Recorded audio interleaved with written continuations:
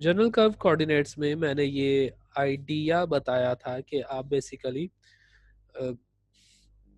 जब D r dot d are कर रहे होते हैं, मसलन हम लेंथ एलिमेंट निकाल रहे होते हैं, तो हम सिंपली कह देते हैं d r dot d r is equal to d x square plus d y square plus d z square. क्यों? क्योंकि हमें पता होता है कि i dot i is one, j dot j is one, k dot k is one and all the rest are zero. I dot j is zero, j dot k is zero, k dot I is zero and so on. Cross term सारी zero होती है। लेकिन हमने ये बात की थी कि ये तब होता है जब हमारे पास कोऑर्डिनेट्स जो हैं आपस में परपेंडिकुलर हो फॉर रेक्टेंगुलर कोऑर्डिनेट सिस्टम। लेकिन हमने कहा था जनरल कर्व्ड कोऑर्डिनेट सिस्टम में ये बात लाजमी नहीं कि Q1 डॉट Q2 जो है वो जीरो हो। सो अगर ऐसा लाजमी नहीं है तो फिर हमारे पास इस तरह की क्रॉस टर्म्स भी सरवाइव कर जाती है। ठीक है, सो इस वजह से हमने कहा था कि डी एस स्क्वायर जो है वो अब 3 वैल्यूज पर नहीं बल्कि 9 वैल्यूज पर मुश्तमिल होगा, और उसको हम जनरली ऐसे लिख सकते हैं। और ये जो तरीकाकार है ये बेसिकली इंडेक्स नोटेशन कहलाता है। और इंडेक्स नोटेशन जो है वो आप जानते हैं, अगर पहले नहीं जानते तो एटलीस्ट आपने समेशन के बारे में सीखा हुआ है। ठीक है, सो समेशन आई एक्स आई का मतलब है, अगर मैं लिख दूं,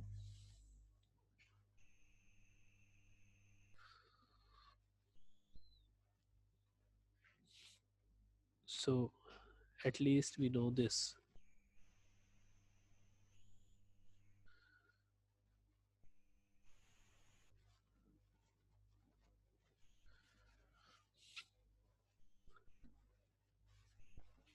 so at least we know this कि आई अगर समेशन आई है ओवर, और यहाँ पर है एक्स आई, सॉरी एक्स आई, सो इसका मतलब है that means x one plus x two plus x three and so on. हम इसका यही मतलब लेते हैं। ठीक है, इतना तो हमें इंडेक्स का पता है। ठीक है, इंडेक्स का मतलब है आई की पहली वैल्यू पुट करें प्लस दूसरी वैल्यू पुट करें प्लस तीसरी वैल्यू पुट करें प्लस चौथी वैल्यू पुट करें एंड सो ऑन। यहाँ पर जो हमारे पास किताब में है वो समेशन एक इंडेक्स पर नहीं, दो इंडिसेस पर है, मतलब आई और जे पर है। तो आपने कौन कौन सी वैल्यूज पुट करनी है? आपने आई की भी सारी वैल्यूज पुट करनी है और जे की भी सारी वैल्यूज पुट करनी है। तो उसका तरीका क्या है कि आप पहले आई की वैल्यू रखें वन और जे की वैल्यू भी रखें वन, तो ये वाली वैल्यू आ जाएगी। फिर आपने क्या दूसरे स्टेप में क्या करना है कि आई की वैल्यू चेंज नहीं करनी, जे की वैल्यू चेंज करनी। तो आई की वैल्यू वन ही रहेगी, जे की वैल्यू टू हो जाएगी, तो हमारे पास ये टर्म आएगी। फिर इसी तरह आई की वैल्यू वन ही रखकर जे की वैल्यू थ्री रख दें तो हमारे पास ये वाली टर्म्स आ जाएगी। फिर जब जे की तीनों वैल्यूज पूरी होगी फिर आप आई की वैल्यू चेंज करते हैं कि आई की वैल्यू वन की बजाय टू रखते हैं, और फिर इसी तरह जे की वैल्यू वन टू थ्री, तो हमारे पास ये वाली तीन टर्म्स आ जाएगी। इसी तरह फिर आप आई की वैल्यू थ्री रखते हैं और जे की सारी वैल्यूज चेंज करते हैं तो हमारे पास ये तीन टर्म्स आ जाएंगी। सो समेशन में लिखने का मतलब ये है। ठीक है, सो मतलब आप ये 9 टर्म्स लिखने के बजाय समेशन में एक ही टर्म लिख सकते हैं और उसको कह सकते हैं कि आई जे पर ये डिपेंड कर रही है। ठीक है, दैट्स इट। अब हम कहते हैं कि हम अपनी अटेंशन जो है वो लिमिट कर लेते हैं। We limit ourselves to orthogonal coordinate system. ठीक है, सो अब हम क्या कहते हैं कि हम कहते हैं कि हमें टोटल जनरल कोऑर्डिनेट से कोई सरोकार नहीं है, हमने कौन सा इस्तेमाल करना है। हालांकि आगे जाके हम इस्तेमाल करते हैं टेंसर नोटेशन में, लेकिन हम कहते हैं कि हम खुद को इतना दुख क्यों दें कि हम डायरेक्टली रेक्टेंगुलर कोऑर्डिनेट से जनरल कोऑर्डिनेट सिस्टम पर आ जाएं। तो हम क्या कहते हैं, हम कहते हैं कि चले हम अब एक और अप्रोक्सीमेशन यूज करते हैं, हम एक और लिमिटेशन यूज करते हैं, लिमिटिंग केस यूज करते हैं, सॉरी लिमिटेशन नहीं लिमिटिंग केस यूज करते हैं, जिसमें हम कहते हैं कि जी जो कोऑर्डिनेट सिस्टम है वो ऑर्थोगोनल हो। ऑर्थोगोनल का मतलब क्या है कि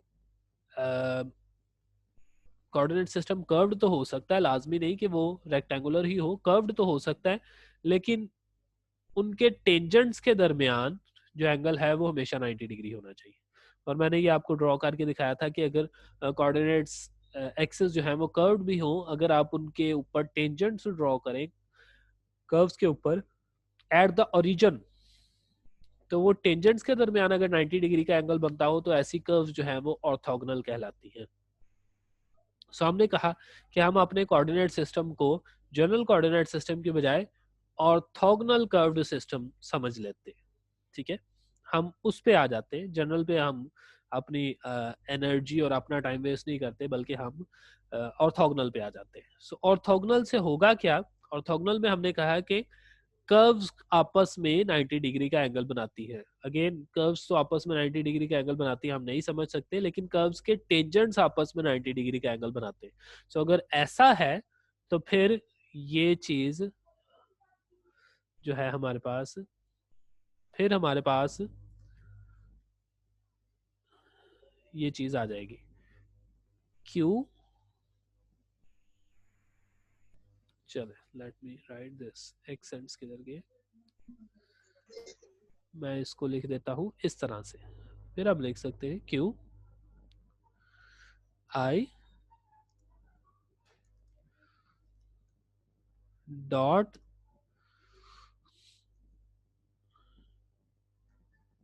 अगेन लिख लेते हैं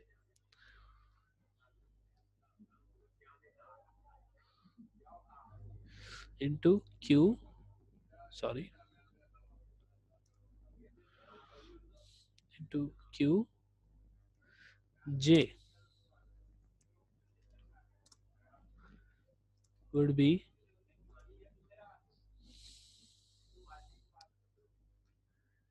would be 0 if I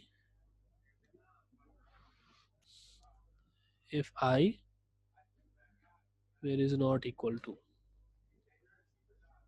चले let me write if I not equal to j।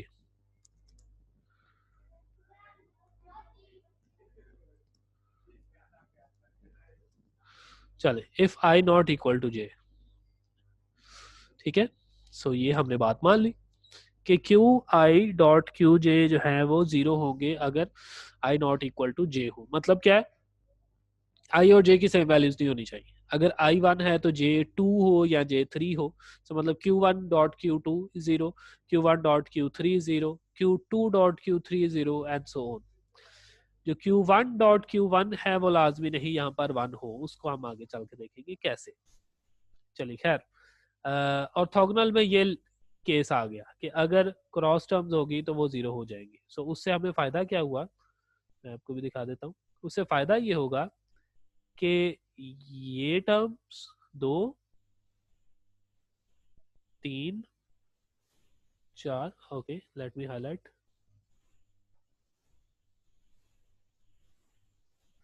ये टर्म्स, ये टर्म्स, ये टर्म्स एंड सिमिलरली ये टर्म्स, सॉरी,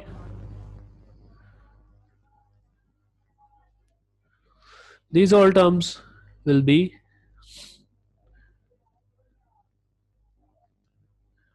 equal to 0। ये फायदा होगा हमारे पास म्यूचुअली ऑर्थोगोनल कोऑर्डिनेट्स का। तो हमारे पास सिर्फ 3 टर्म्स बच जाएंगी जिनको हाईलाइट नहीं किया गया। ओके, और उन 3 टर्म्स में आप गौर से देख सकते हैं एक खास बात है। वो खास बात ये है कि ये तीनों टर्म्स के कोऑर्डिनेट्स सेम हैं। मतलब अगर आई की वैल्यू 1 है तो जे की वैल्यू भी 1 है, आई की वैल्यू 2 है तो जे की वैल्यू भी 2 है, सिमिलरली आई की वैल्यू अगर 3 है तो जे की वैल्यू भी 3 है। सो जो हमारे पास मैट्रिक टेंसर बना था उसकी वैल्यू सिर्फ सिमिलर सर्वाइव करती है, G11 G22 G33। ठीक है, इसी तरह डी क्यू की भी, DQ1 square DQ2 square DQ3 square. ठीक है, सो हमने क्या किया, हमने कहा कि बजाय अगर ऐसा हो जाना है तो बजाय हम ये करें कि हम 2 इंडिसेस वाला टेंसर ही लिखें। जब हमारे पास इंडेक्स चेंज ही नहीं होनी तो हम क्यों ना इंडेक्स एक ही लिख दें। तो हम इस इक्वेशन को इस तरह लिखने के बजाय फिर लिख देते हैं एक और तरीके से। हम इस इक्वेशन को लिख सकते हैं इस तरीके से, ठीक है। सो हम कहते हैं कि हम जी आई जे की बजाय लिख देते हैं एच आई स्क्वायर्ड। तो गौर करें, जी आई जे की जगह पे मैंने लिख दिया एच आई स्क्वायर्ड, क्योंकि मैंने कहा कि मेरे पास जो वेरिएबल है जिसके दो इंडिसेस लगे हैं और वो दोनों इंडिसेस सेम है, तो मुझे दो इंडिसेस लिखने की जरूरत क्या है, मैं एक इंडेक्स से लिख देता हूँ और उसके ऊपर स्क्वायर लिख देता हूँ। Okay, that's good. सो मेरे पास डी एस स्क्वायर जो लेंथ एलिमेंट था वो बराबर आ जाएगा H one D Q one square plus H two D Q two squared plus H three D Q three squared. Again उसको समेशन में हम लिख सकते हैं H I D Q I और उस पूरे का स्क्वायर्ड, ठीक है। So this is for mutually orthogonal coordinate system, curved coordinate system, and this is for general curved coordinate system, ठीक है। चलिए, अब इससे हमें फ़ायदा क्या होता है जब हम म्यूचुअली ऑर्थोगोनल कोऑर्डिनेट सिस्टम पे जाते हैं, तो हमें बहुत सारे फार्मूलाज बनाने में आसानी हो जाती है, ठीक है। सबसे पहला फार्मूला जो हम बनाएंगे वो हम बनाएंगे लेंथ एलिमेंट की वैल्यू, ठीक है, डी एस आई। डीएसआई क्या है, बेसिकली आप ये समझ सकते हैं किसी चीज का किसी पॉइंट का पोजीशन वेक्टर है और उसका डिफरेंशियल लिया हुआ है हमने, that would be equal to H I D Q I. Basically ये फार्मूला कहाँ से आया, बेसिकली आप इसी फार्मूले में, इस फार्मूले में दोनों तरफ स्क्वायर रूट ले लें तो हमारे पास ये वैल्यू आ जाएगी, ठीक है। और इस तरह से हम लिख सकते हैं पार्शल आर वो partial Q I is equal to H I Q I unit vector, ठीक है। सो इस बात का क्या मतलब है, हम बेसिकली इस तरह से निकालते हैं यूनिट वेक्टर्स की वैल्यू कह लें, एक पोजीशन वेक्टर लें और उसको उसी कोऑर्डिनेट पे डिवाइड कर दें, ठीक है। सो ये वैल्यू हमारे पास कहाँ से आई, मैं इसके पीछे एक आइडिया है, मैं आपको वो आइडिया बता देता हूँ। फर्ज करें हमारे पास एक वेक्टर है, ठीक है, हमारे पास एक वेक्टर है पोजीशन वेक्टर। अगर आप उसको रेक्टेंगुलर कोऑर्डिनेट सिस्टम में लिखें तो आप पोजीशन वेक्टर को कैसे लिखेंगे, अगर मैं लिख सकूं यहाँ पर, ठीक है। सो मेरे पास एक वेक्टर है आर, उसको मैं लिख सकता हूँ x,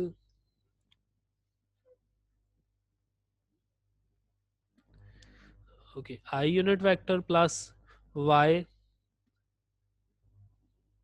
J, J unit vector plus Z with K unit vector, ठीक है। So this is it. आप अगर आर का डेरिवेटिव लें, ठीक है, अगर आप आर का डेरिवेटिव लें, partial derivative, okay, let me write it like this, partial, partial और साथ लिखें ये वाली वैल्यू आर की वैल्यू,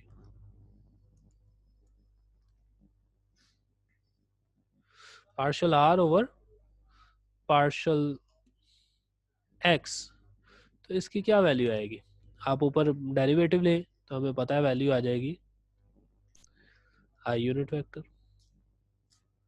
ठीक है। इसी तरह अगर आप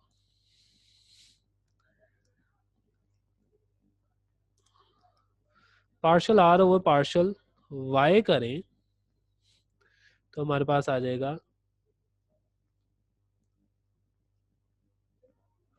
जे यूनिट वेक्टर।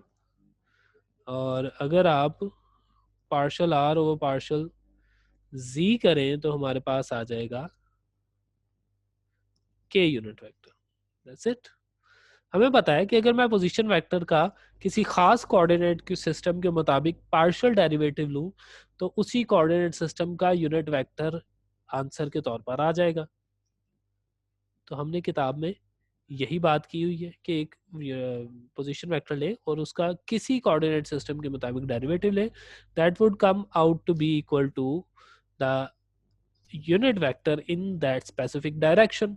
अब हमारे पास साथ ये एच आई आ रहा है, ये जो है these are called scale factors. Scale factor से क्या मुराद है, स्केल फैक्टर से मुराद ये है कि जब आप रेक्टेंगुलर कोऑर्डिनेट सिस्टम से किसी दूसरे कोऑर्डिनेट सिस्टम में जाते हैं तो कोऑर्डिनेट्स टोटली कन्वर्ट नहीं हो जाते, उनमें कोई ना कोई 7 चीज़ मल्टीप्लाई हो रही होती है, कोई ना कोई 7 चीज़ डिवाइड हो रही होती है। वो चीज़ें जो हैं वो स्केल फैक्टर्स कहलाती हैं। मिसाल के तौर पर अगर आप इस चीज़ से बखूबी वाकिफ़ हैं, मैं आपको लिख के दिखा देता हूँ। इस इक्वेशन से आप सब लोग बखूबी वाकिफ़ हैं।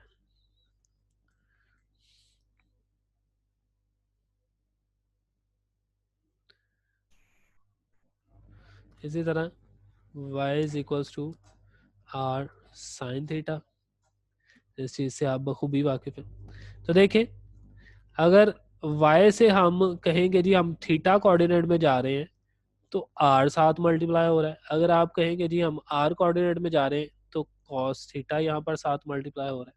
ठीक है, so there always is a possibility of something extra to be multiplied with it, और वो जो चीज़ें हैं वो कहलाती हैं स्केल फैक्टर।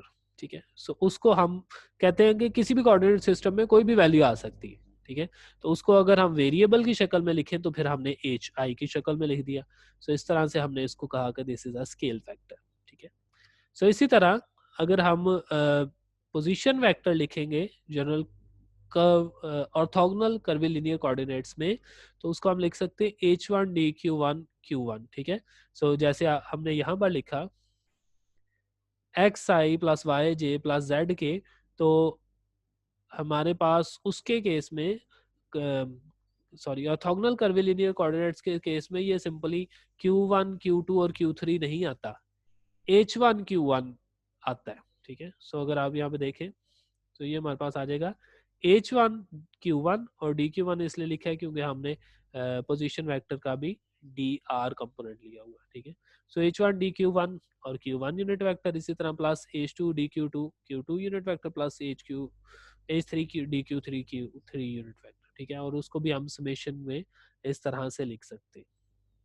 ठीक है, सो ये हमारे पास ये सारे हम फॉर्मूले बनाते जा रहे हैं। सो इस केस में हमारे पास जो लाइन एलिमेंट आ जाएगा, लाइन एलिमेंट आ जाएगा v डॉट डी आर। सो देखें, ये हो गई डी आर की वैल्यू। ठीक है, और v जो होगा दैट वुड बी, कोई भी वेक्टर अगर आपने लिखना है कर्विलिनियर कोऑर्डिनेट सिस्टम में तो आप उसको किस तरह से लिखेंगे? जाहिर सी बात है कि आप लिखेंगे v i is equals to क्या कह सकते हैं, नहीं सॉरी, हम लिखेंगे v is equals to v i multiplied by, कैसे वो किताब में लिखा है उसके मुताबिक लिखते हैं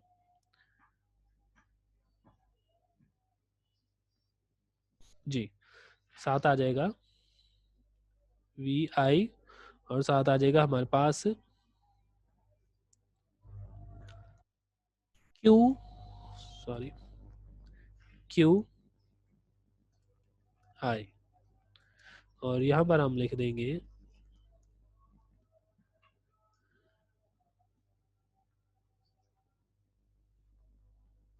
समेशन आई, और इस पूरी चीज को कॉपी करके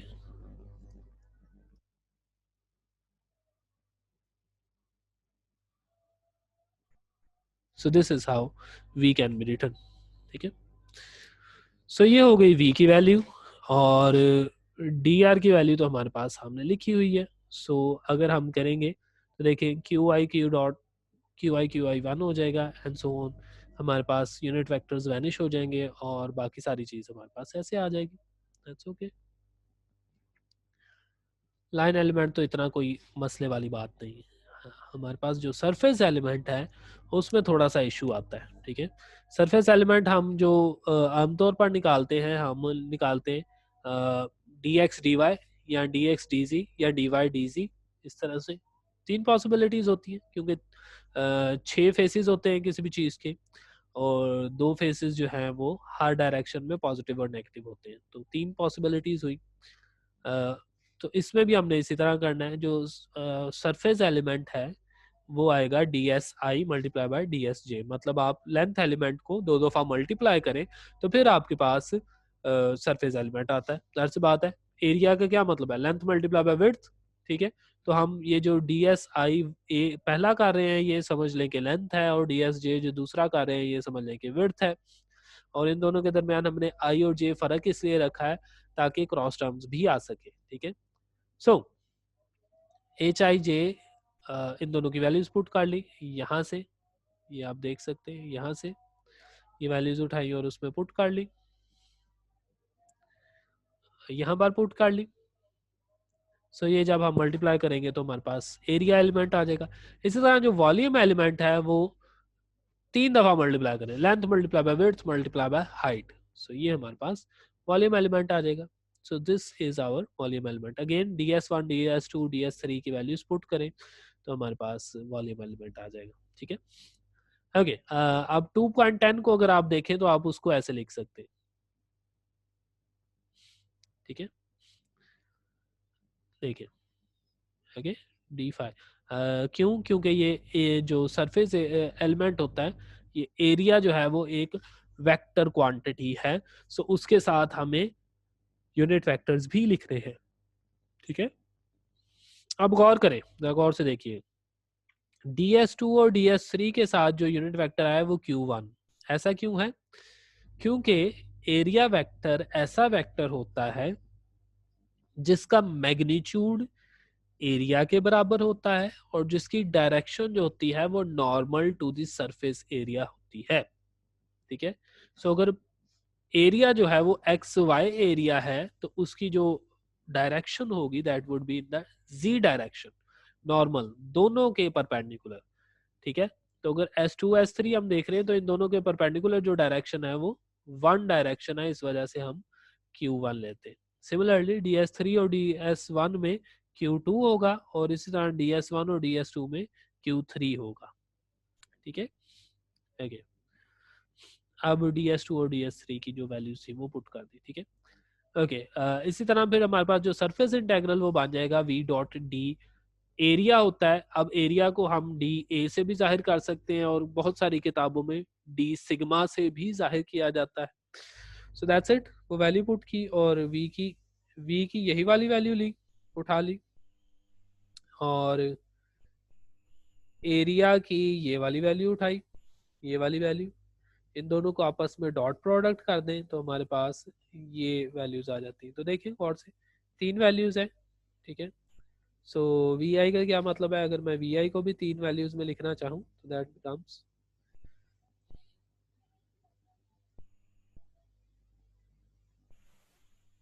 is equals to V1 Q,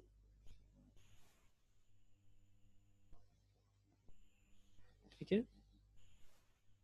plus V2 Q2 plus V3 Q3। Sorry, V मैंने स्मॉल लिख दिया।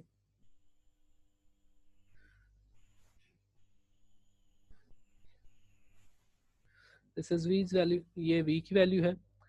ओके, Q सब पर हैट आना था, वो मैंने हैट लिखा नहीं, समझ लें कि हैट है यहाँ पर, बल्कि अगर मैं लिख दूँ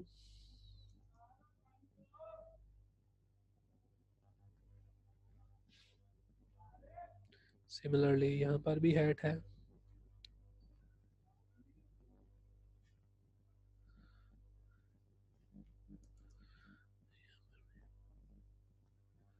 So this is it.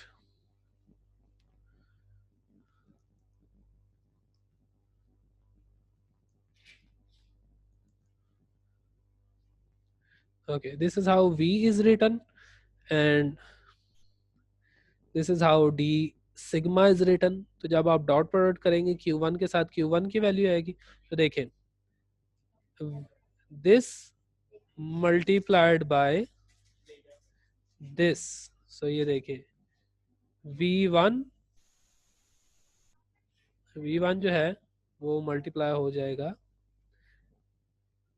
इस पूरे के साथ, तो हमारे पास वैल्यू आ जाएगी V1 H2 H3 DQ2 DQ3। तो ये देखें यही वैल्यू है।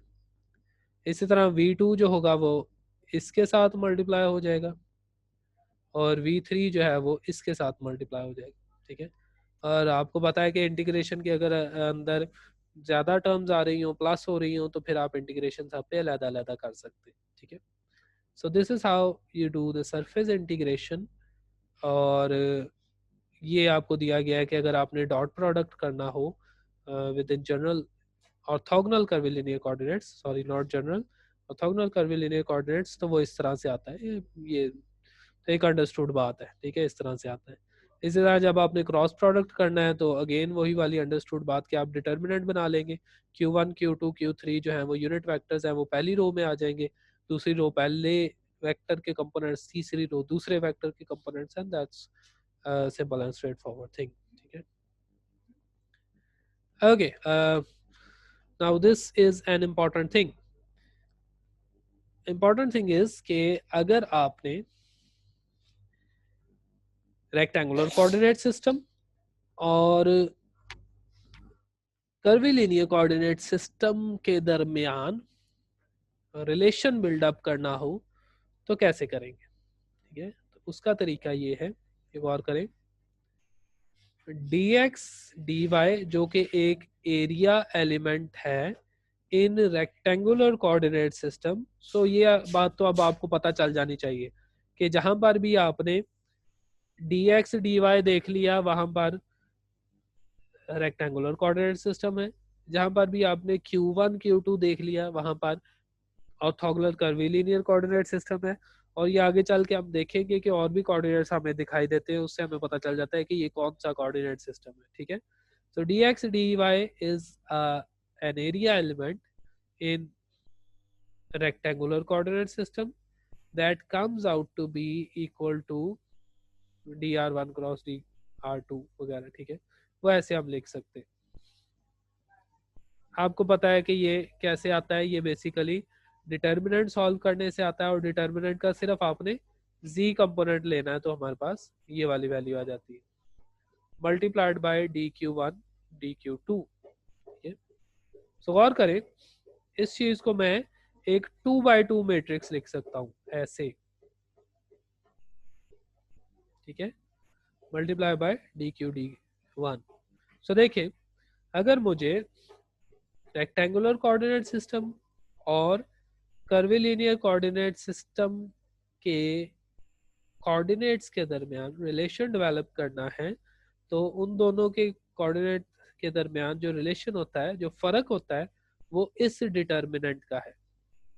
और ये जो डिटर्मिनेंट है इसका एक खास नाम है, और वो खास नाम है जेकोबियन, ठीक है। So this is Jacobian. So Jacobian आप किस तरह से लिखते हैं, क्या फर्ज करें, अगर लेफ्ट हैंड साइड पर रेक्टेंगुलर कोऑर्डिनेट सिस्टम है, राइट हैंड साइड पर कर्वीलिनियर कोऑर्डिनेट सिस्टम है, तो आप क्या करेंगे, बेसिकली आप रेक्टेंगुलर कोऑर्डिनेट सिस्टम का पहला कोऑर्डिनेट उठाएंगे, जैसा कि इसमें पहला कोऑर्डिनेट है x, उसको डिवाइड कर देंगे कर्वीलिनियर कोऑर्डिनेट सिस्टम के पहले कोऑर्डिनेट पर, सॉरी डिवाइड नहीं करेंगे, उसका डेरिवेटिव लेंगे। So partial x divided by partial q1, so derivative of x with q1। So ये हमारे जेकोबियन की पहली टर्म हो जाएगी। इसी तरह फिर आप पहले कोऑर्डिनेट को दोबारा से उठाएंगे और रेक्टेंगुलर कोऑर्डिनेट सिस्टम के दूसरे कोऑर्डिनेट्स के रिस्पेक्ट से उसका डेरिवेटिव लेंगे। सो पार्शियल एक्स और पार्शियल Q2 ये हमारे जेकोबियन की तीसरी टर्म होगी। फिर आपने अगली रो में आ जाना है और यहाँ से दूसरा कोऑर्डिनेट उठा लेना है, पार्शियल वाई और पार्शियल Q1 और पार्शियल वाई और पार्शियल Q2। सो ये जो 4 एंट्रीज वाला डिटर्मिनेंट है, this is called a Jacobian, ठीक है। इसी तरह अगर आपने वॉल्यूम एलिमेंट निकालना हो, dx dy dz, जो कि 3 एलिमेंट्स पर मुश्तमिल है, तो अगेन यहाँ पर लेफ्ट साइड पर आपके पास रेक्टेंगुलर कोऑर्डिनेट सिस्टम है, राइट साइड पर आपके पास कर्वीलिनियर कोऑर्डिनेट सिस्टम है, तो दरमियान में एक जैकोबियन आना चाहिए। और अगेन पहला कोऑर्डिनेट उठाएं, पार्शियल एक्स और पार्शियल Q1, दूसरी पार्शियल एक्स और पार्शियल Q2, पार्शियल एक्स और पार्शियल Q3, ये हमारी 3 एंट्रीज हो गई पहली रो की। इस तरह जब आप नेक्स्ट रो में जाएंगे तो पार्शियल वाई और पार्शियल Q1, थर्ड रो में आ जाएंगे तो पार्शियल जी और partial Q1 and so on. So this determinant is called Jacobian. और जैकोबियन जो है वो हमें हेल्प करता है बिटवीन कोऑर्डिनेट सिस्टम्स ट्रांसफर करने के, ठीक है। This is it for today. मैं आपको जैकोबियन से रिलेटेड होमवर्क ज़रूर देना चाहता हूँ, लेकिन अभी नहीं दूंगा। अभी मैं आपको जब इंट्रोड्यूस करवाऊंगा स्फेरिकल कोऑर्डिनेट्स या सिलेंड्रिकल कोऑर्डिनेट्स, तब मैं आपको जैकोबियन का होमवर्क दूंगा। तो ये जैकोबियन आपके जहन में होना चाहिए कि इसका बेसिक कॉन्सेप्ट क्या है। ठीक है, सो दैट